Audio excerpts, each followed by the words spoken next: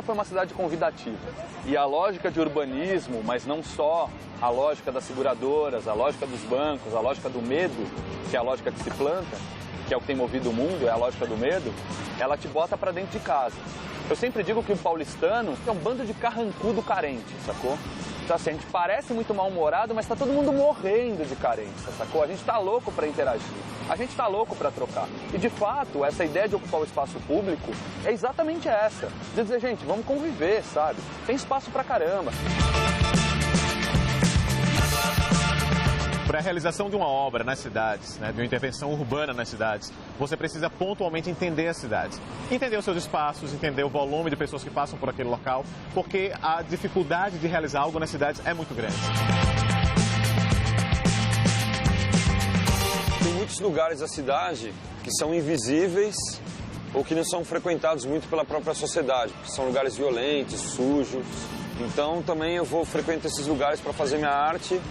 Independente que tenha visibilidade ou não, eu vou lá por um motivo pessoal meu, por uma razão política, ambiental, mas também por uma coisa também de adrenalina, de querer conhecer um lugar diferente, um pouco de aventura. O grafite por si só ele é uma cultura, um movimento artístico, de ocupação das grandes cidades. Então talvez se não existisse cidade, não existiria a cultura do grafite, nem o skate, nem nada. Quando você convoca as pessoas para o espaço público, quando você fala para elas, pô, tem vida aqui, tem coisa acontecendo, isso vale para tudo na rua, tá? Isso vale para o grafite mais feio do mundo, sabe? O grafite mais feio, aquele que você acha mais bobo, ele está convocando o espaço. Ele está dizendo assim, cara, isso aqui é nosso. A parede de fora da sua casa não é sua. A parede de fora da sua casa, por mais que você seja responsável por cuidar dela, ela não é sua. A parede de fora da sua casa está voltada para o público. Ela é pública, entendeu? Nessa medida, a pichação fala disso. A pichação é uma convocação para isso. Então, ache você feio ou não feio, todo o trabalho que acontece na rua é um manifesto em si.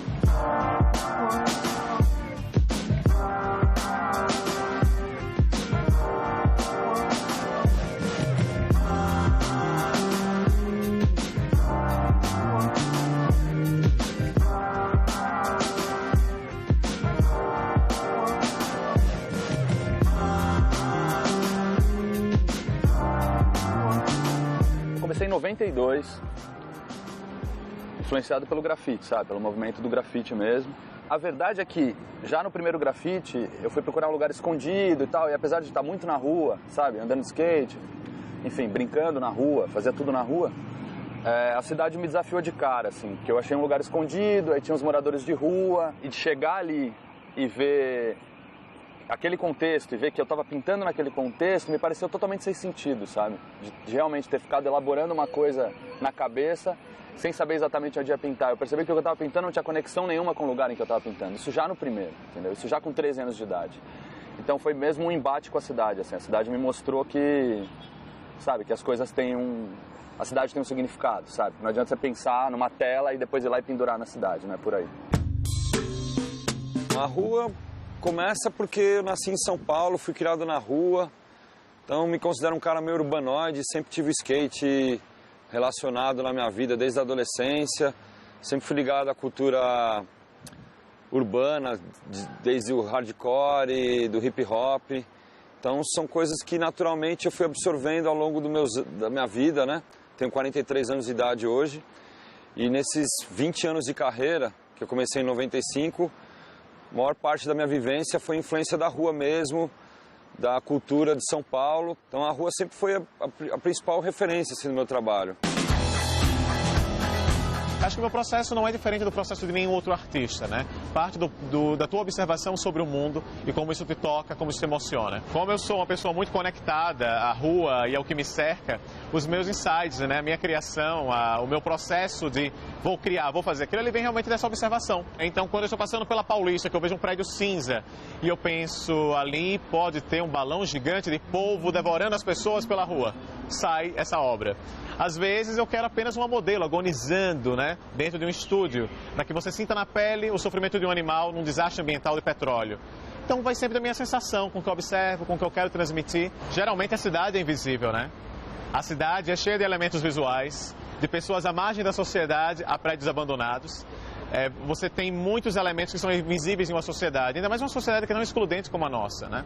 Eu acho que a arte, ela entra também para tentar trazer luz, cor, para o que está à margem de vez em quando, né?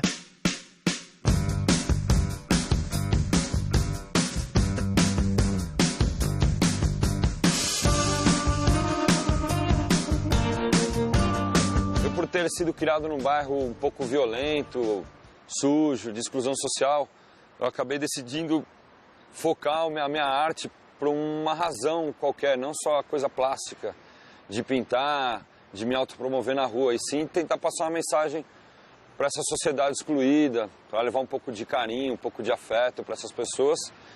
E no lado ambiental, também com esse apelo de falar, São Paulo é uma cidade grande, mas tem muito lugar abandonado, muito lugar que é maltratado e tem muito lixo. Então, sempre quis levar minha arte com esse apelo também de sociedade enxergar que o lixo é uma coisa maligna para a cidade, né? Essa coisa não, que o lixo faz parte porque a gente consome, né? Mas tem muito lugar na cidade que o lixo ele é jogado assim, e a gente põe fogo, joga entulho na rua.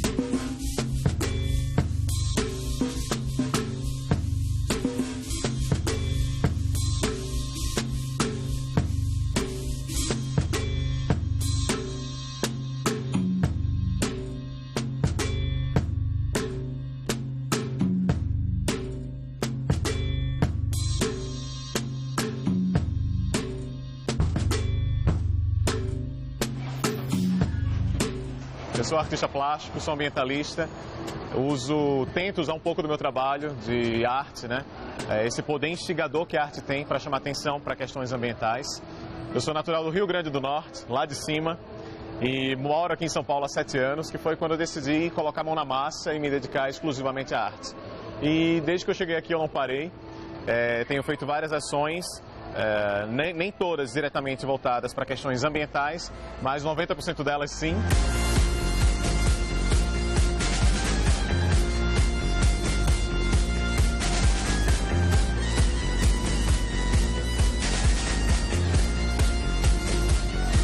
Aquilo que eu hoje defendo, eu comecei no grafite, meu trabalho migrou para uma coisa que hoje eu acho que eu hoje chamo de intervenção urbana.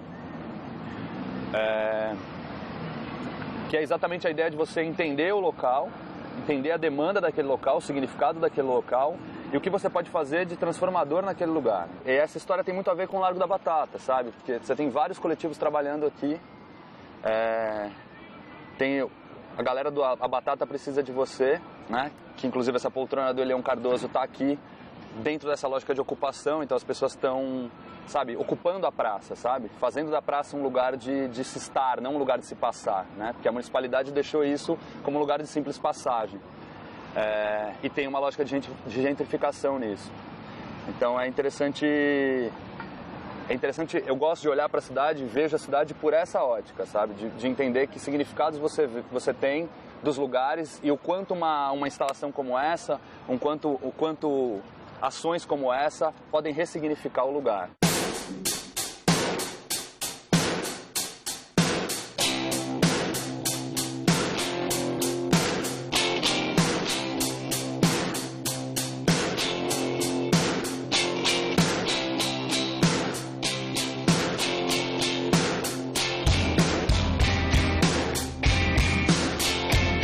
Deixa eu te perguntar uma coisa, meu irmão. A gente quer fazer um projeto aqui na feira.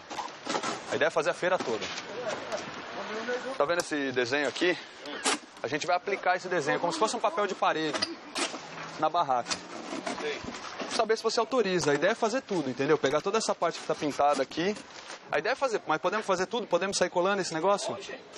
Esse projeto, ele tem a ver com mimetismo, né? Basicamente é isso. Então, o que eu fiz foi desenvolver uma quantidade de estampas, são todas quadradas, e todas se encaixam entre si, em qualquer posição. E a ideia é exatamente cobrir superfícies, todas as superfícies que se possa imaginar. O Orion inicialmente falou comigo para fazer a parte de roupa na primeira parte do projeto, que foi da vivência que a gente fez no Grajaú. E a ideia era essencialmente, ele queria só vestir uma galera para ter elementos humanos na foto, tipo o pessoal dos feirantes ou alguém que passasse, alguma coisa assim. E a gente foi fazer uma reunião, e dentro dessa reunião foi crescendo a história, entrei de cabeça no projeto, fui dando ideia, a gente rolou uma colaboração nisso e aumentou. E aí a parte da roupa, a parte do adorno, essas coisas, passou a integrar 100%, porque antes era uma coisa só de envelopar e ter alguns elementos humanos para dar o tom de rua e não parecer cenário. É um projeto que fala muito, se for pensar no mundo das artes, sobre a indústria cultural, sabe?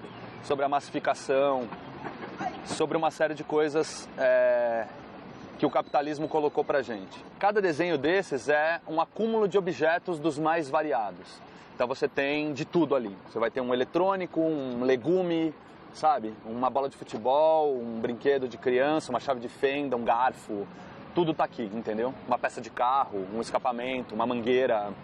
É como um lixão, numa certa medida. É como um acúmulo realmente de objetos. E o contraponto está exatamente entre a ideia de acúmulo e de invisibilidade. Então você fala do consumo, você fala dessa coisa que tudo que a gente envelopa são coisas consumíveis. É um plástico, é um toldo que você pôs em cima, é a maçã, é a cerveja que você envelopou, é a pulseira que você comprou, é o vestido que você põe, entendeu? E aí deixa muito mais evidente o que a vida, que a gente consome tudo, né? Na vida em geral, tudo é consumível e a gente esquece disso.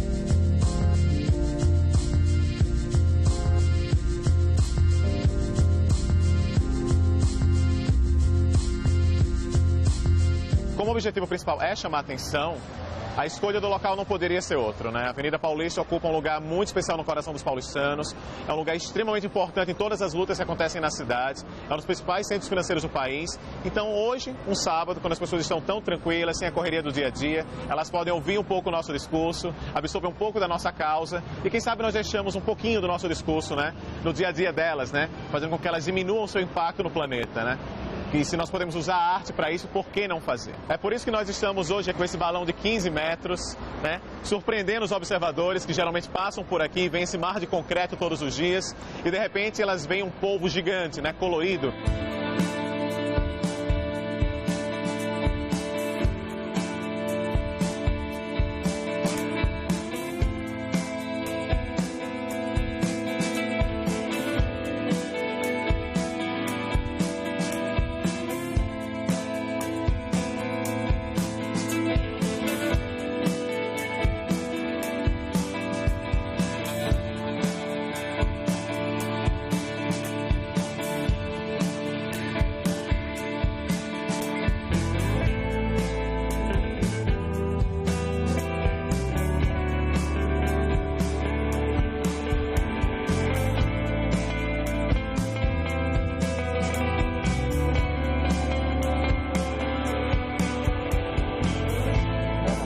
mais nós divulgarmos, mais vocês colocarem no Facebook, no YouTube, para os amigos no Twitter, mais pessoas vão poder se envolver e saber o que está acontecendo.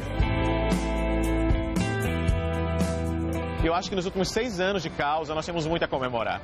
Seja pelas mais de 60 mil ecobags que nós distribuímos na cidade, e ouvimos de algumas pessoas, olha, deixei de usar plástico por causa da ação de vocês. Seja por pessoas que falam, nossa, eu não sabia que essa situação da Amazônia ou da Caatinga nordestina, que é o ambiente mais ameaçado hoje no Brasil, né? Pouca gente sabe, mas é um lugar com enorme biodiversidade, né? E menos de 6% de sua área estão em áreas de preservação. Então acho que muito fica nas pessoas, né? Fica muito nas pessoas. E a interação das pessoas gera coisas muito curiosas, né? Algumas crianças têm medo do polvo, né? Porque elas falam, ele vai me devorar, mãe. Ele tem essa boca enorme. Principalmente quando ele está sendo abastecido com gás, ele vem para cima das pessoas, né? Algumas pessoas ligam o fato de ele ter as cores do orelhão, de repente, né? Do telefone público lá embaixo. Outras realmente se questionam o que é aquele enorme balão, né? Isso é fantástico, né? A bula artística não está tão disponível, até porque nós queremos instigar as pessoas a terem a visão que elas quiserem, né? O sentimento que elas quiserem despertar com a obra. Mas a gente ouve de tudo, né? Eu venho sempre com esse apelo ambiental também. Assim como falando das águas, né? O Rio Tietê, que é um dos rios mais poluídos do mundo. E quando foi construída a calha do Rio Tietê, eu decidi começar a fazer minhas primeiras intervenções às margens do Rio Tietê, em galerias subterrâneas, para mostrar também que a água é um elemento importante, vital para a humanidade, que um dia pode acabar. Então também sempre com esse ar de protesto e falar, olha o Tietê, que foi um rio que tem a nascente limpa e quando chegar na metrópole se contamina. Então, a minha arte, mais uma vez, querendo dizer que, vamos se ligar nisso, sei lá, vamos pôr um band-aid nessa ferida, uma coisa meio para chamar atenção um pouco e também como uma expressão minha de sentimento, assim, de falar, que tristeza isso, né? E a arte, ela pode modificar um pouco a paisagem.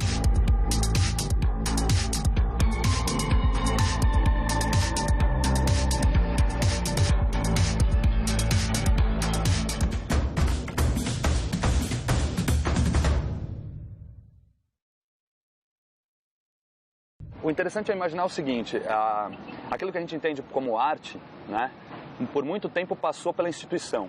Então, o que a gente chama de arte pública, que é diferente da arte de rua ou da arte urbana, o que a gente chama de arte pública é aquilo que os museus e as grandes instituições definiram como arte e depois levaram para o espaço público. Então você pega uma praça e aí uma instituição, um colecionador doa uma obra para aquela praça. E aí você tem uma arte pública, que é aquilo que a elite entendeu como arte e depois levou para o espaço público. O que a arte urbana faz, independente do dilema da arte, porque a palavra arte para mim é muito incômoda, o que a arte urbana faz é exatamente a intenção, né? É exatamente a iniciativa. Não tem ruído, não tem filtro. Você está interagindo com carros, com prédios, com pessoas, não é uma parede bem iluminada. Tem as nuances do dia, tem os momentos de luz, tem as diferenças de estações, a energia de como as pessoas vão tratar aquilo. Então acho que a rua agrega uma série de elementos que a arte fechada em um museu não proporciona, né, diretamente, ou tão gratuitamente quanto na rua. Aquele cara que se julga potente para fazer alguma coisa, ele usa uma plataforma que é o espaço público e a partir dessa plataforma ele constrói alguma coisa. E esse espaço é completamente vivo. E o público também está ali. Então você não precisa do filtro da instituição, você não precisa do critério da instituição, que muitas vezes é duvidoso, você chega direto no teu público. E mais do que chegar no teu público, você chega de um jeito vivo, completamente interativo e efêmero. Ou seja, o que está hoje não está amanhã. Hoje eu tenho meu trabalho dentro do ateliê também, mas que vem com essa bagagem da rua, de reutilização do lixo, dos lugares onde eu pinto. Então eu vou pegando os objetos que eu acho interessante, transformando o lixo em arte, que também é uma outra parte do meu trabalho. Toda arte ela tem também essa razão, né? Esse motivo de compartilhar a arte, né? Seja dentro do museu, seja na rua, para que as pessoas vejam.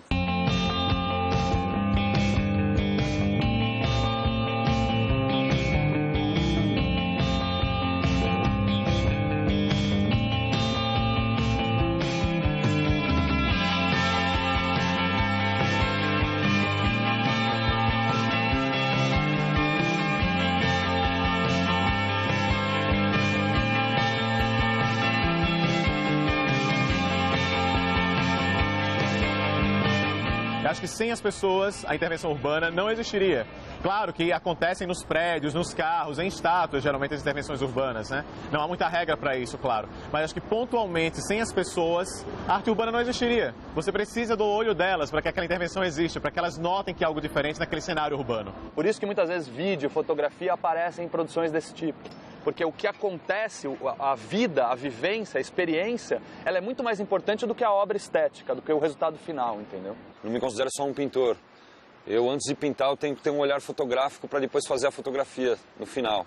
E a minha arte é mais como eu estive ali, né? Passei por esse local. Meu desenho é um desenho que eu criei, mas eu acho que ele tem muito mais a mensagem para passar do que a beleza.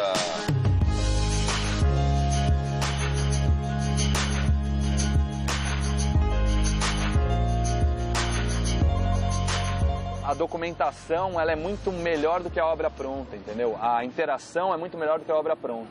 E é o que eu tento buscar com o meu trabalho, sabe? Apesar de que o que a gente fez no Grajaú tem um resultado real, que você vai passar lá e vai ver.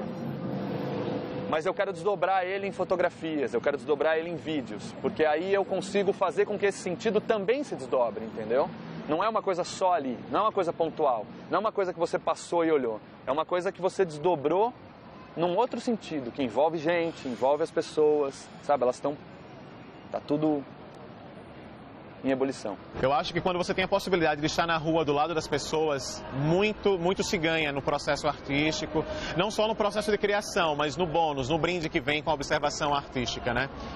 O fato das pessoas poderem se envolver, poderem nos ouvir, de poderem parar por um minuto e absorverem uma atmosfera, ou pensamentos, ou conceitos que não fazem parte do seu dia a dia, é a maior riqueza de estar nas ruas. Você está ali colando com um parceiro e com outro parceiro e aparece alguém e fala: o que vocês estão fazendo? A gente está aqui envelopando a feira, né? Envelopando tudo. Ah, posso participar? Pode. Toma uma camiseta, toma uma saia, uma bermuda, se for um homem, se for uma mulher, e a pessoa integra aquilo e começa a colar também. E aí passa alguém de carro e fala: quanto custa uma camiseta dessa? Ou passa um cara mais humilde e fala: porra, me arruma uma camiseta dessa. Tem uma dinâmica, tem uma relação, tem um olho no olho, sabe? Uma coisa humano que a gente perde no dia a dia, na correria. É muito humano.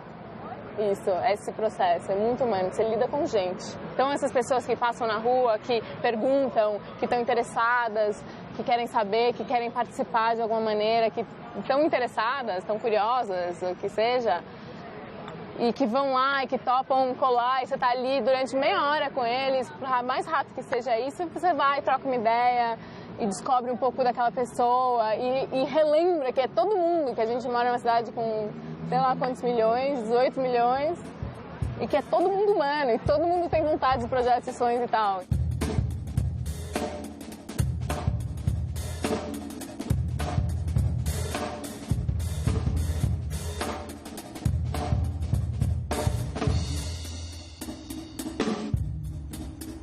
Nós não somos uma causa partidária, mas nós somos uma causa política. Nós queremos que as pessoas saibam que decisões políticas equivocadas colocam em xeque a sobrevivência do meio ambiente. E a nossa ação hoje aqui, ela coloca em xeque justamente isso, como unir os meios urbanos e os meios naturais sem destruir a ambos. E muito disso está conectado a decisões políticas no Brasil. Uma coisa que é interessante de avaliar no meu trabalho, por exemplo, é quando você olha para os veículos de imprensa, os jornais, diários e tal, o trabalho não sai nos cadernos artísticos do jornal, né? Quando é uma exposição, tudo bem, talvez saia, mas foram mínimas as vezes em que meu trabalho saiu no caderno de artes. A maior parte das vezes, meu trabalho saiu no caderno que fala sobre a cidade. Seria o caderno cotidiano, sabe? Seria o caderno cidade. São aqueles cadernos que falam sobre a vida da cidade. Isso é muito interessante, né? É você perceber que o trabalho, ele não está só falando das artes, apesar de falar também. Ele está falando sobre a rotina da cidade. Então, um pouco isso, é muito mais uma satisfação pessoal, uma realização pessoal, do que somente a importância da arte estar presente, como nesse lugar que é uma praça pública. Querer que as pessoas vejam e compreendam um pouco do que eu faço, né? Porque não é uma arte, é uma forma de expressão consciente, assim, do carinho que eu tenho pela minha cidade, pela sociedade, pelas pessoas. Acho que isso que me motiva a fazer minha arte na cidade.